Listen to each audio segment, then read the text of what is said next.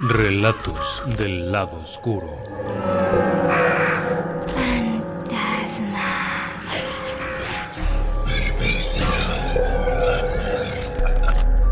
Relatos del lado oscuro.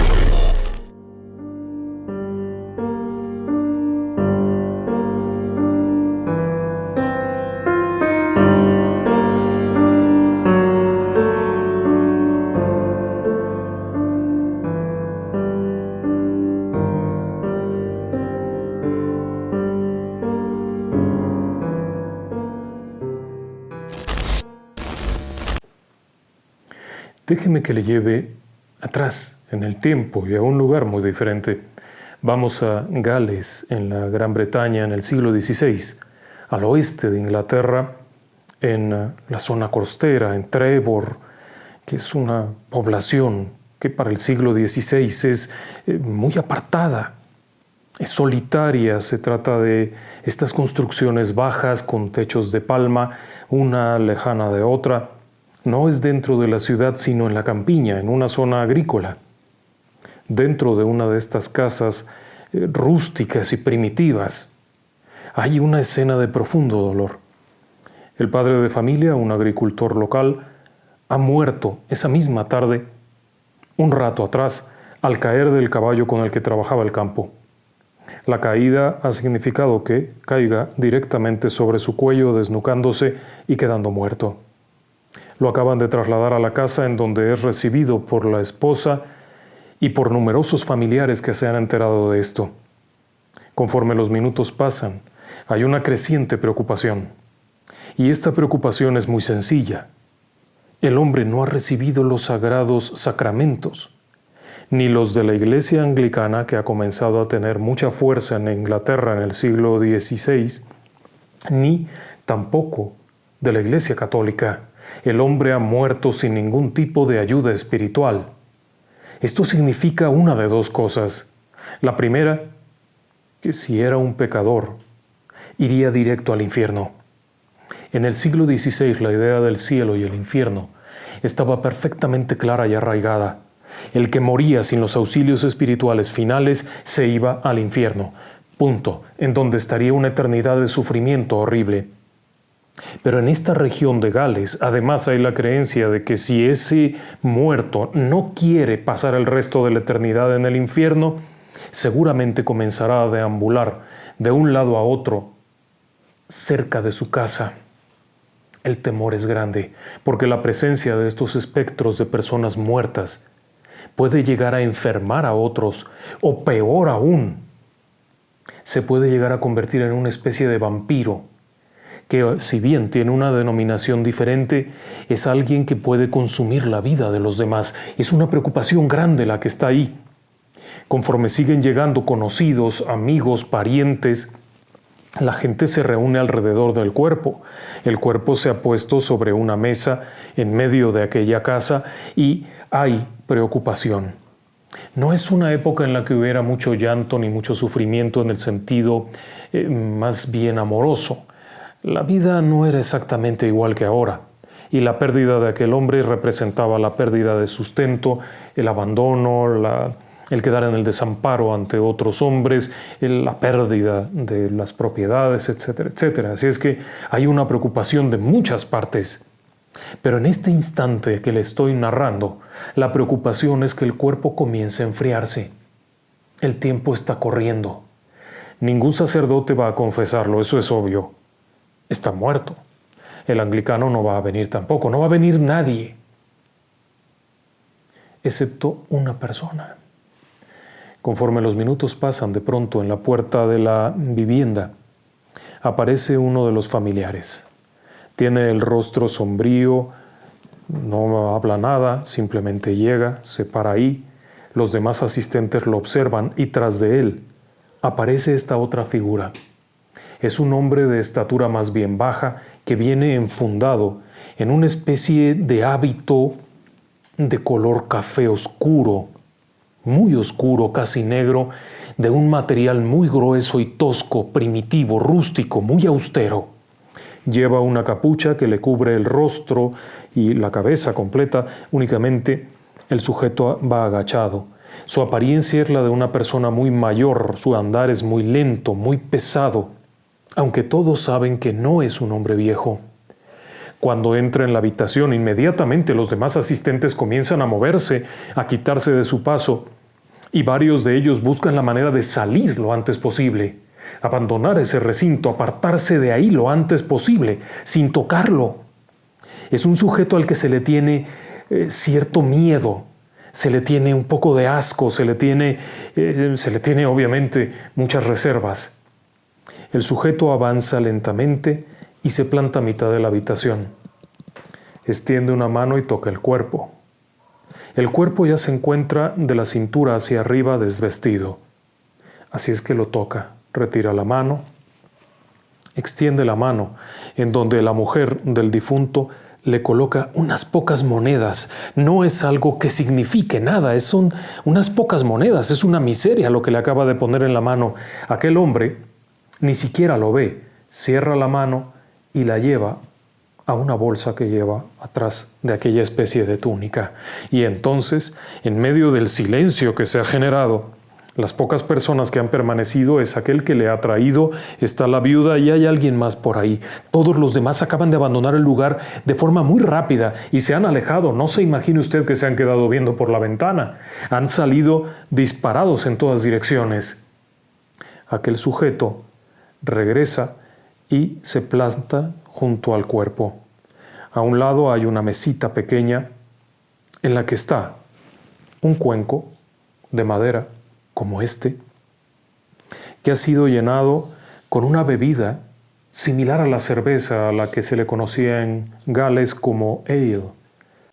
Lo toma y comienza a moverlo, rozando suavemente con la parte baja el cadáver en diferentes partes del cuerpo. Durante un par de minutos hace este movimiento que se repite y se repite y vuelve atrás, adelante, atrás, adelante. Vuelve a hacerlo, después lo planta sobre de la cabeza, en donde hace algo con una mano, como si tocara. Acto seguido, lo toma y lo bebe rápidamente y de un solo golpe. Lo suelta y lo vuelve a colocar sobre la mesita.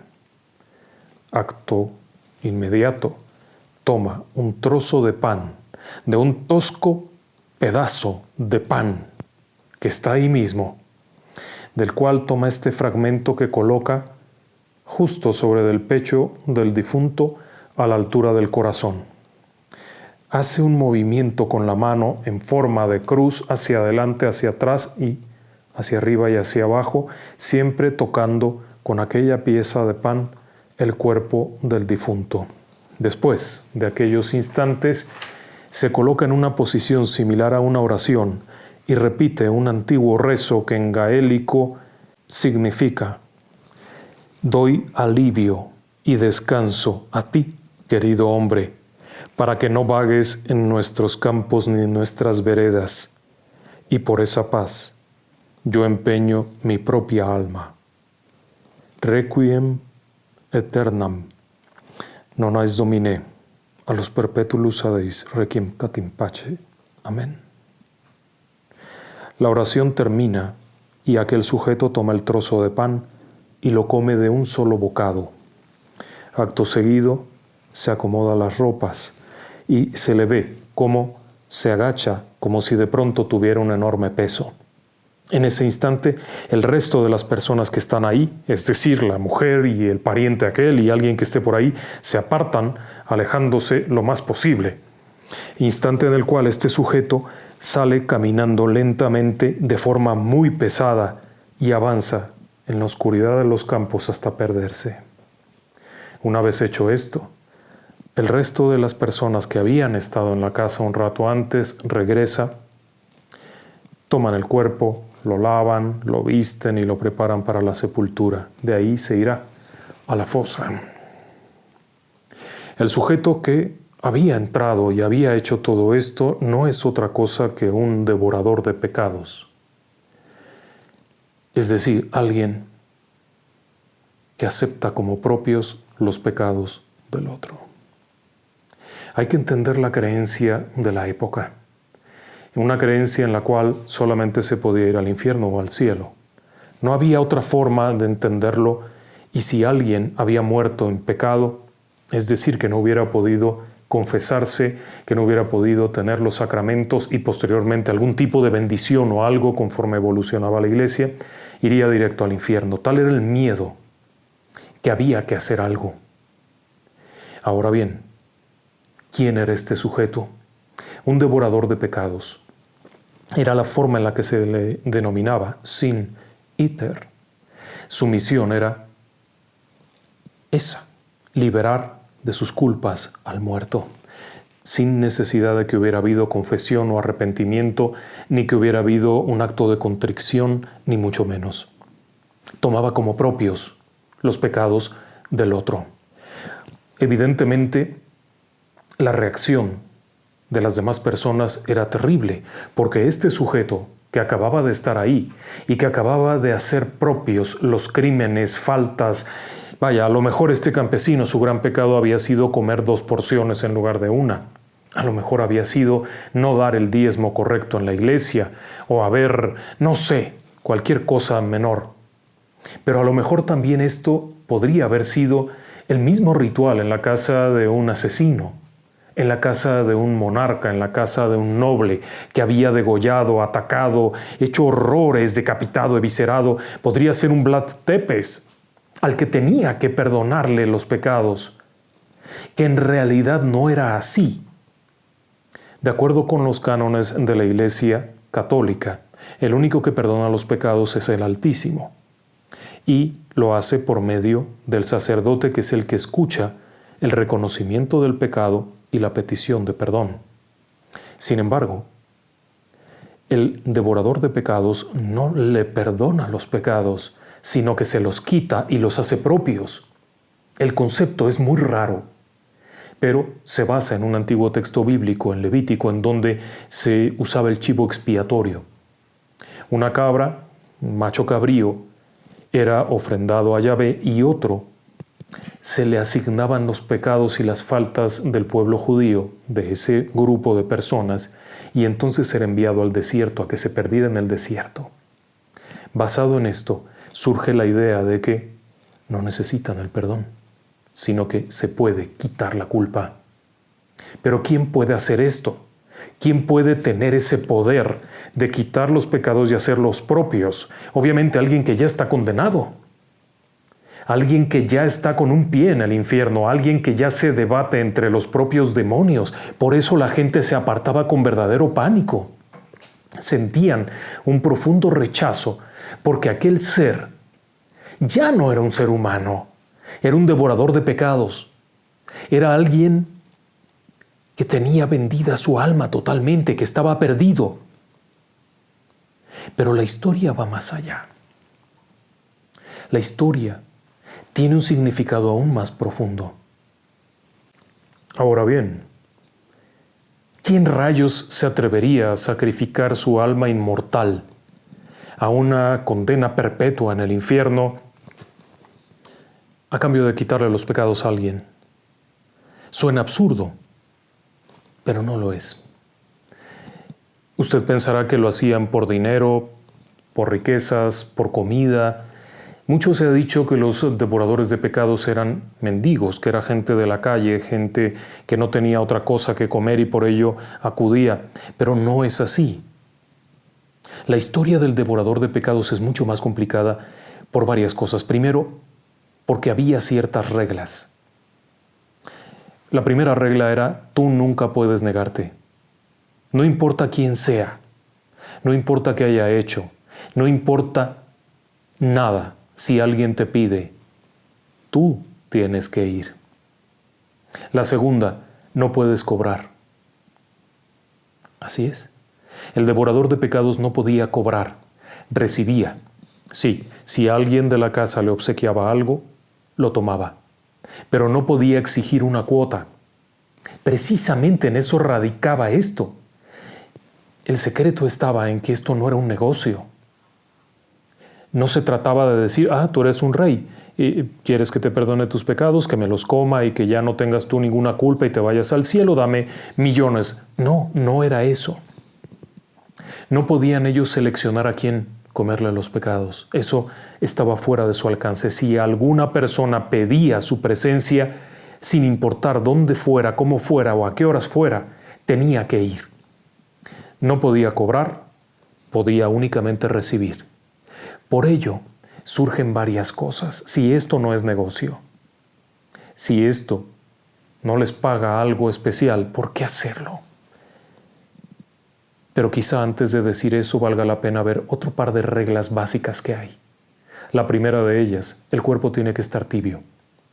Si la persona ya ha enfriado, está rígida o ha comenzado a descomponerse, el devorador de pecados no va a entrar en la casa. Simplemente no va a entrar. Segunda, la persona que ha muerto debe de haber muerto sin sacramentos. De lo contrario, el devorador de pecados no va a entrar. Si el sujeto que estaba ahí cometió pecados tan graves, tan terribles, que aún después de los servicios religiosos, ya fuera los católicos, los luteranos, los anglicanos, seguía pensando que iba a ir al infierno, entonces el devorador de pecados se daba la vuelta y se iba, porque significaba su automática condenación. No era tampoco tonto. Pero si esa persona no había tenido oportunidad de arrepentirse, entonces él podía tomar sus pecados. Pero si esa persona había tenido la oportunidad de arrepentirse, se había arrepentido y aún así tenía miedo, entonces el devorador no podía acercarse, si no moriría. ¿Ve usted el problema? Era un riesgo por todas partes. El devorador de pecados no era, por una parte, bien visto. Era rechazado, vivía en una caverna, lejos, apartado, apestado, tenía algún tipo de peste horrible que nadie se acercaba. No tenía dinero. No es que fuera un mendigo, es que una vez que alguien se convertía en un devorador de pecados, ya no podía trabajar, ya no podía tener una familia. Viviría apartado de todos. No era un hechicero, porque en realidad no hacía magia. Recitaba una antigua oración de los primeros padres de la Iglesia, la oración del Señor para el descanso eterno, y repetía la frase del alma empeñada. Pero no era un hechicero, tampoco era un demonio, no era un vampiro. Él no cobraba la vida de nadie. Entonces, ¿qué había detrás de esto? Después estaba esta otra regla. Un devorador de pecados no puede tener familia, ninguna. Una vez que es devorador de pecados, no puede contraer matrimonio, no puede tener hijos, no puede volver a ver a sus padres, no puede ser otra cosa. Si alguien que ha tenido una familia la pierde, puede llegar a ser devorador de pecados, pero de la otra forma nunca. Un devorador de pecados no escoge serlo. Algo lo llama, alguien lo llama. Es un elegido. No es por voluntad propia. Eso explica por qué había devoradores de pecados. Socialmente se decía, los historiadores siempre han inventado cosas como que los devoradores de pecados eran mendigos que a cambio de un pedazo de pan y un cuenco de cerveza iban a donde les dijeran. Y que en realidad no creían nada, por eso lo hacían. Pero no es así. Los antiguos devoradores de pecados que subsistieron hasta bien entrado el siglo XIX, eran una especie de logia, una especie de clan, un grupo de personas que practicaban algo ancestral. ¿Por qué lo hacían? Porque habían sido seleccionados para ello, porque algo los había elegido. Pero usted se preguntará, ¿y alguien que había sido ruin, brutal, terrible, un asesino cruel que abusó de los demás, que jamás tuvo misericordia para nadie y muere de repente, y llega el devorador de pecados y queda libre? Evidentemente, sí, no tenía opción. El devorador de pecados no podía elegir. Había ciertas cosas, por ejemplo, si esa persona había muerto en un campo de batalla, el devorador de pecados podría no llegar a tiempo. Si esa persona había muerto por enfermedad en su cama y había habido alguien que lo asistía espiritualmente, el devorador de pecados quedaba exento de tener que ir. Pero ¿por qué iría? De cualquier forma, vamos a suponer que aquel tirano cayó de cabeza y se murió. El devorador de pecados tenía que ir, y aunque suene injusto, lo haría. Esa era su obligación. Al negarse, estaba condenado. Tenga en cuenta que el devorador de pecados tomaba como propios los crímenes de aquel, como si él los hubiera cometido, sin saber cuáles habían sido, obviamente. Así que era una carga tremenda.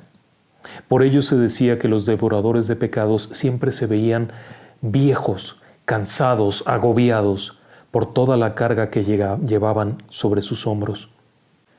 Bueno, y entonces usted se preguntará, si el devorador de pecados aceptaba como propias todas las faltas, ¿qué pasaría cuando se muriera? Ahí vienen otras reglas. La regla de la confesión. Un devorador de pecados no puede confesarse. No puede pedir perdón por sus pecados, no puede arrepentirse de sus pecados, no puede pedir clemencia a la iglesia. El devorador de pecados y la iglesia están peleados a muerte. Un devorador de pecados le quita el trabajo a los miembros de la iglesia y acepta un perdón que la iglesia no daría. La iglesia tiene ciertos ritos y ciertas cosas de las cuales exime a algunas personas por sus crímenes y por sus pecados terribles. Hay varios pecados que no son perdonables. El devorador de pecados los toma como propios, por lo tanto, es un adversario de la iglesia y era visto como tal, como un enemigo. De hecho, a partir del siglo XVII, más o menos, en Inglaterra y en todo el Reino Unido y la Gran Bretaña, fueron perseguidos. Se les consideraba una especie de hechiceros y se les podía enviar a la horca o a la hoguera, cualquiera de dos. En Holanda ocurría lo mismo. El devorador de pecados era considerado un hereje que merecía ser quemado en la hoguera. En Liechtenstein, en Francia, en muchas partes de Europa donde había devoradores de pecados, eran considerados como herejes y eran perseguidos por la iglesia. Así que la carga de esto es terrible, pero hay otra serie de cosas. Por ejemplo, un devorador de pecados no puede tomar nada de la casa de un muerto. Le dan unas monedas, pero siempre eran unas pocas monedas. Era algo simbólico, que incluso en coste real, en dinero real, no significaban nada, no alcanzaría ni para pagar una comida. Pero tenía que darse algo a cambio. No podía tomar bienes, por ejemplo, acercarse y tomar un anillo o una alhaja, algo, nada. Todo eso significaría su perdición inmediata. Además de eso, no podía relatar. Él por sí mismo no podía contar lo que hacía. No podía decir lo que sabía de las personas. Algunos creen que el devorador de pecados, al momento de beber el cuenco y comer el pan, sabía los pecados del muerto, pero no podía decirlos, porque eran suyos, y por consiguiente estaría condenado él mismo. Había otros detalles por ahí. Por ejemplo, un devorador de pecados no puede simplemente morirse. Tiene que pasar el poder a otro que ha descubierto que tiene el don y que puede hacerlo. Así es como funciona esto. El devorador de pecados tiene una extraña garantía. Cuando muera, al momento de pasar el don al siguiente devorador de pecados, su alma vuelve a quedar tan limpia como la de un recién nacido y tiene el cielo. Por lo tanto, el verdadero beneficio del devorador de pecados no era aquí, sino allá. Pero había dos o tres cosas. Hay diferentes formas de creencia en esto. En diferentes regiones de Europa, la idea del devorador de pecados es diferente. Aun cuando en algunas partes se creía que era una especie de vampiro, en otras se le asignaba el poder de un hechicero, la idea en general era esta. En algunas regiones europeas se decía que el devorador de pecados era inmortal y que mientras no transmitiera a alguien más el don, él no moriría, pero sí se desgastaría hasta el punto en el cual ya no pudiera seguir adelante. La carga de llevar consigo todo aquello le significaría tal desgaste que no podría seguir adelante, desearía la muerte, pero no puede encontrarla, no puede morir. Sí puede ser lastimado, puede ser herido, puede enfermar, pero no morirá hasta que transmita el don a otro. Una vez que haga esto, podrá descansar y su conciencia será la de un niño recién nacido. Así que ahora entiende usted por qué alguien haría esto. ¿Quiénes eran los devoradores de pecados entonces? Muchos de los que se tiene conocimiento eran personas que habían perdido todo. Por ejemplo, soldados que al volver de la guerra habían visto tanta muerte y tanta destrucción que estaban perdidos ya. En sus pueblos ya no quedaba nada para ellos, ya no había una familia, ya no había una mujer, ya no había hijos, ya no había nada. La epidemia, la peste, la guerra había arrasado con todo. Ya no había nada que perder, pero sus manos estaban bañadas de sangre, de horrores, de destrucción. Ese era un devorador de pecados. Solo hacía falta que alguien lo buscara y lo llevara. Ahí dentro las reglas eran estrictas y las reglas no necesitaba que las cumpliera. Es decir, no había alguien que viera cómo las cumplía. Era simple: no las cumples, olvídate de la gracia eterna, te irás directo al infierno. Para los devoradores de pecados, su misión era algo completamente heroico. Si bien usted pensará salvar el alma de un cerdo asqueroso que asesinó, mutiló y cometió horrores, eso no es sano. Para ellos significaba salvar un alma para el Señor. Véalo de esta forma. La idea general es que el demonio quería quitarle almas a Dios. Todas las que pudiera llevarse al infierno era una afrenta contra el Altísimo. Por lo tanto, cada alma que se salva es un golpe que se le daba al de abajo. Y por ello también lo veían como algo benigno. Lo que estabas haciendo no era salvar al hombre, sino salvar un alma inmortal que procede del Altísimo y que ese hombre había ensuciado y convertido en basura y que se iría al infierno. Por supuesto, el devorador de pecados lo que hacía era recuperar un alma para el Altísimo y a su muerte ganaría su propia salvación. ¿Qué tanto se sabe de ellos? Muy poco. Nombres, muy pocos. El que fuera un devorador de pecados nunca se haría público. Sabían quiénes eran algunas pocas personas que los conocían, que sabían dónde estaban y que los buscaban. ¿De qué vivían? Muchos de ellos vivían de otras cuestiones. Por ejemplo, tenían un pequeño taller desde donde conseguían que alguien se encargara de vender productos. A veces vivían de la caridad. Se les consideraba como una especie de ascetas. Entonces había gente que les regalaba cosas para seguir teniendo un devorador de pecados en la aldea y que no estuvieran solos. Cuando ocurre el cisma de la religión en Inglaterra y se forma la iglesia anglicana y se expulsa a la iglesia católica, de pronto los aldeanos que seguían con las creencias arraigadas durante 1000 años o más, pues de pronto están en el abandono, ya no hay quien salve esas almas y la gente procuraba tener un devorador de pecados en su aldea. Muchos de ellos, insisto, eran soldados que volvían de alguna guerra, que estaban tan dañados, tan afectados, que solamente veían la posibilidad ahí de cambiar su destino. Posterior a esto, cuando va avanzando hacia el siglo XVII y XVIII, las cosas han cambiado. El devorador de pecados sigue siendo una asceta que vive muy apartado, pero poco a poco van quedando allá. La gente ya no busca eso, ya no los quiere. Bueno, no todos. Según contaban algunos de los últimos devoradores de pecados de los que se tiene noticia, lo que había cambiado es que ahora su trabajo ya no era ir a salvar el alma del campesino que cayó del caballo o de la mujer que murió dando a luz, sino ir a salvar el alma de un caballero que era terrible y que sabía que su alma estaba perdida y que no quería ir al infierno. Por lo tanto, tenían que ir. Ahora, el secreto era más cerrado. Pocos sabían de la existencia de estos. El último devorador de pecados del que se tiene noticia falleció en 1908, en pleno siglo XX, a inicios del siglo XX, el señor Munslow. El señor Munslow vivía en Inglaterra y tras la muerte hacia 1870 de toda su familia por la fiebre escarlatina, el hombre, perdido, totalmente perdido, desesperado, sabe que para él no hay nada más y conoce a un devorador de pecados que lo convierte en devorador de pecados. La historia de Munslow es poco conocida.